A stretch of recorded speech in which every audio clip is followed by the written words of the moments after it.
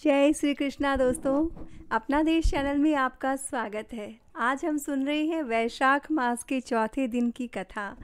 महर्षि वशिष्ठ के उपदेश से राजा कीर्तिमान का अपने राज्य में वैशाख मास के धर्म का पालन कराना, साथ ही यमराज का ब्रह्मा जी से राजा के लिए शिकायत करना। दोस्तों, कथा को बड़े ध्यान से सुनेगा। कथा अच्छी लगे तो कमेंट में जय श्री कृष्णा जरूर से लिखिए। तो चलिए सुनते हैं। मिथिलापति ने पूछा, ब्राह्मण, जब वैशाख मास के धर्म अति से सुलभ, पुण्य राशि प्रदान करने वाले, भगवान विष्णु के लिए प्रीतिकारक, चारों पुरुषार्थों की तत्काल सिद्धि करने वाले, सनातन और वेदोक्त हैं, तब संसार में इनकी प्रसिद्धि क्यों नहीं हुई?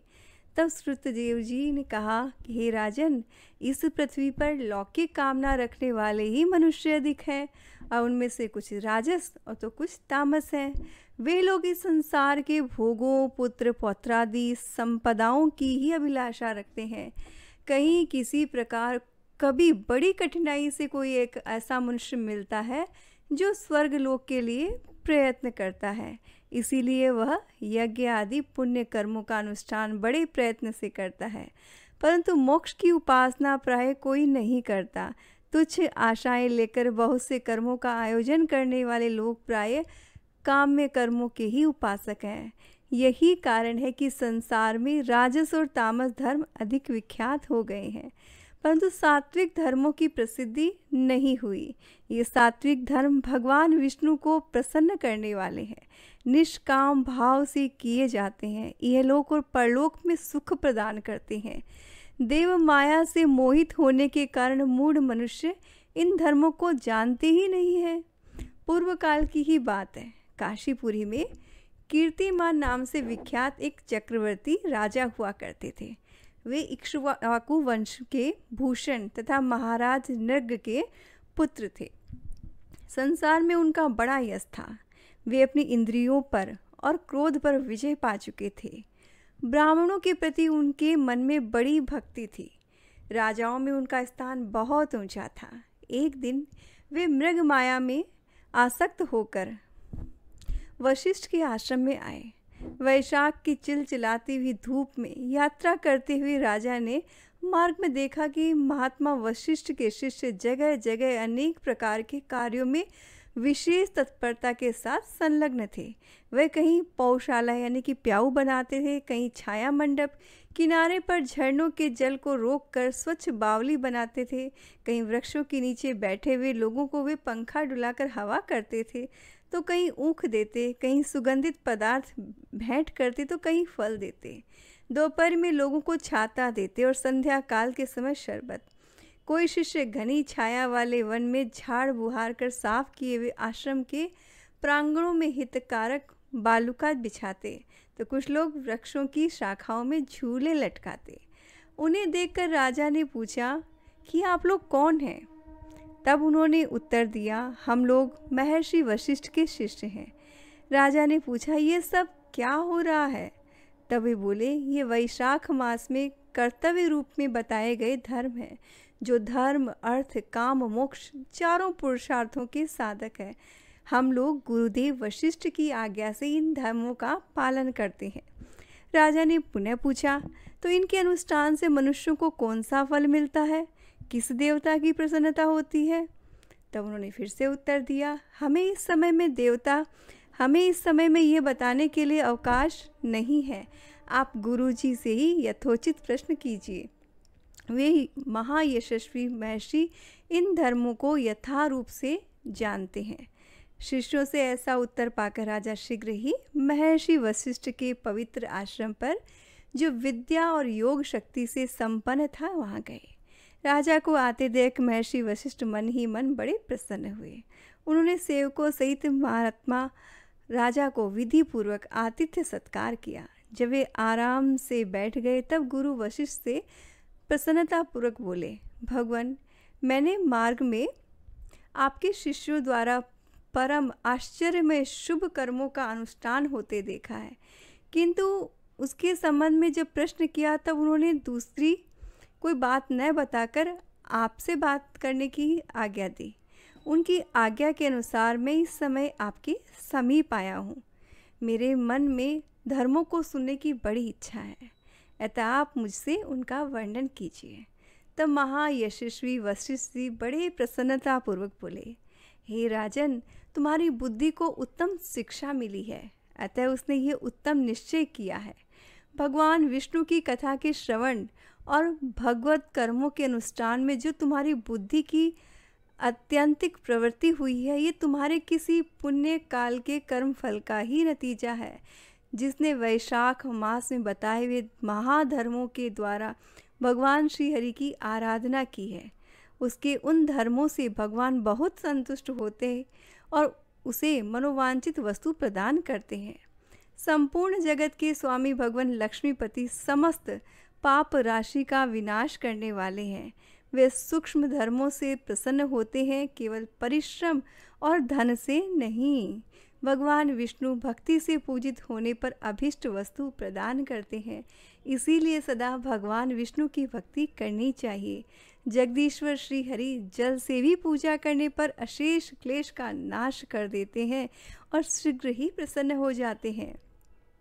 वैशाख मास में बताए हुए धर्म से थोड़े से परिश्रम द्वारा साध्य होने पर भी भगवान विष्णु के लिए प्रीतिकारक एवं शुभ होने के कारण अधिक व्यय से सिद्ध होने वाले बड़े बड़े यज्ञ आदि कर्मों का भी तिरस्कार करने वाले हैं। अतः भूपाल, तुम भी वैशाख मास में बताए हुए धर्मों का पालन करो।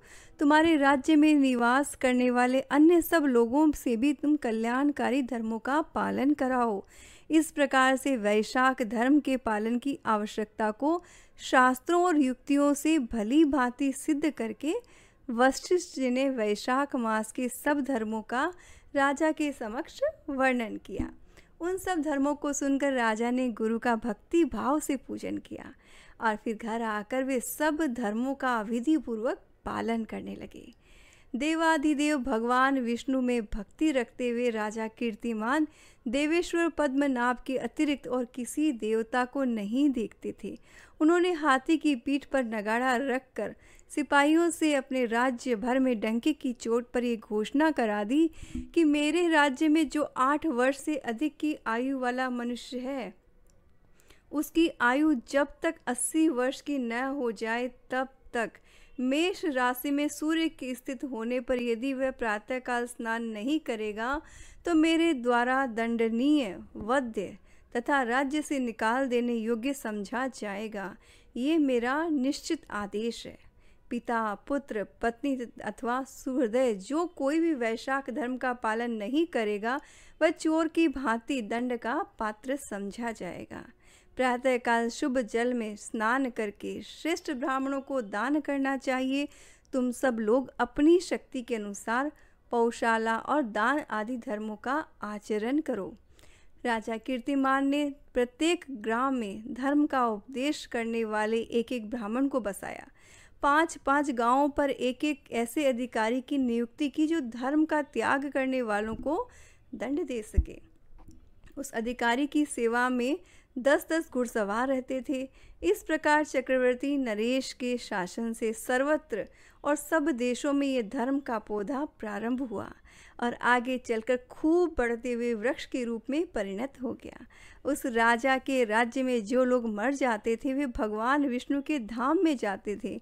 वहाँ के मनुष्यों को विष्णु लोक की प्राप्ति निश्चित थी। एक बार भी वैशाख स्नान कर लेने से मनुष्य यमराज के पास नहीं जाता। अपने धर्मानुकूल कर्म में स्थित हुए सब लोगों के विष्णु लोक में चले जाने से यमपुरी के सब नरक खाली हो गए और वहाँ एक भी पापी प्राणी नहीं रह गया। अब वैशाख मास के प्रभाव से यमपुरी के मार्ग की यात्रा बंद हो गई। तब सब मनुष्य जो थे वे दिव्य आकृति धारण करके भगवान के धाम में जाने लगे। अब देवताओं के जो लोक हैं वे सब भी शून्य हो गए। स्वर्ग और नरक दोनों के शून्य हो जाने पर एक दिन नारद जी ने धर्मराज के पास जाकर कहा कि हे धर्मराज, आपके इस नरक में अब पहले जैसा कोलाहल क्यों नहीं सुनाई पड़ता? पहले की भांति पाप कर्मों का लेखा भी नहीं लिखा जाता। चित्रगुप्त तो जैसे मौन भाव से बैठे हुए हैं जैसे कोई मुनि हो गए हो। महाराज, इसका कारण बताइए। महात्मा नारद के ऐसा कहने पर राजा यम ने कुछ दीनता के स्वर में कहा, हे नारद जी, इस समय पृथ्वी पर जो ये राजा राज्य कर रहा है ना, वह पुराण पुरुषोत्तम भगवान विष्णु का बड़ा भक्त है। उसके भय से कोई भी मनुष्य कभी वैशाख मास का उल्लंघन नहीं करता।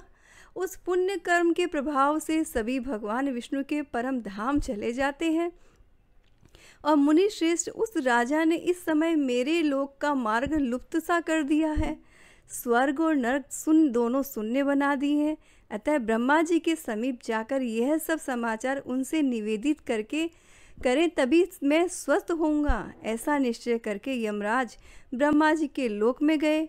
वहाँ बैठे हुए उन ब्रह्मा जी का दर्शन किया, जिनका आश्रय ध्रुव है, जो इस जगत के बीज हैं तथा सभी लोकों के पितामह हैं, और समस्त लोकपाल, दिक्पाल और देवता जिनकी उपासना करते हैं। अब ब्रह्मा जी ने यमराज को देखा और यमराज ब्रह्मा जी के आगे पृथ्वी पर गिर पड़े। फिर यमराज जी ने कहा कि कमलासन, काम में लगाया हुआ जो पुरुष स्वामी की आज्ञा का ठीक ठाक पालन नहीं करता और उसका धन लेकर भोगता है, वह काठ का कीड़ा होता है। जो बुद्धिमान मनुष्य लोभ व स्वामी के धन का उपभोग करता है, वह 300 कल्पों तक तिर्यक योनि रूप नरक में जाता है। जो कार्य में नियुक्त हुआ पुरुष कार्य करने में समर्थ होकर भी अपने घर में ही बैठा रहता है, वह बिलाव होता है। देव, मैं आपकी आज्ञा से धर्म पूर्वक प्रजा का शासन करता रहा हूँ। मैं अब तक मुनियों, धर्मशास्त्रों के कथानुसार पुण्यात्माओं को पुण्य के फल से, पापात्माओं को पाप के फल से संयुक्त किया करता था, परंतु अब आपकी आज्ञा का पालन करने में मैं असमर्थ हो गया हूँ। कीर्तिमान के राज्य में सब लोग वैशाख मासोक्त पुण्य कर्मों का अनुष्ठान करके पितरों और पितामहों के साथ बैकुंठ धाम चले जाते हैं। अब उनके मरे हुए पितर, पितामह आदि भी विष्णु लोक में चले जाते हैं। इतना ही नहीं, पत्नी के पिता, ससुर आदि भी मेरे लेख को मिटाकर विष्णु लोक में चले जाते हैं। देव, बड़े बड़े यज्ञों द्वारा भी मनुष्य वैसी गति नहीं पाता जैसी वैशाख मास से मिल रही है। अब संपूर्ण तीर्थों से, दान आदि से, तपस्याओं से, व्रत से, संपूर्ण धर्मों से युक्त मनुष्य भी उस गति को नहीं पाता जो वैशाख धर्म में तत्पर हुए मनुष्य को प्राप्त होती है। अब वैशाख में प्रातःकाल स्नान करके देव पूजन, मास महात्म्य की कथा का श्रवण तथा भगवान विष्णु को प्रिय लगने वाले तदनुकूल धर्म का पालन करने वाला मनुष्य एकमात्र विष्णु लोक का स्वामी होता है। और जगतपति भगवान विष्णु के लोक की जो है मेरी समझ में कोई सीमा ही नहीं है, क्योंकि सब ओर से कोटि कोटि प्राणियों का समुदाय वहाँ पहुँच रहा है, तो भी वह नहीं भरता। इस संसार में पवित्र अपवित्र सभी लोग राजा की आज्ञा से वैशाख मास के धर्म का पालन करके विष्णु लोक को जाते हैं।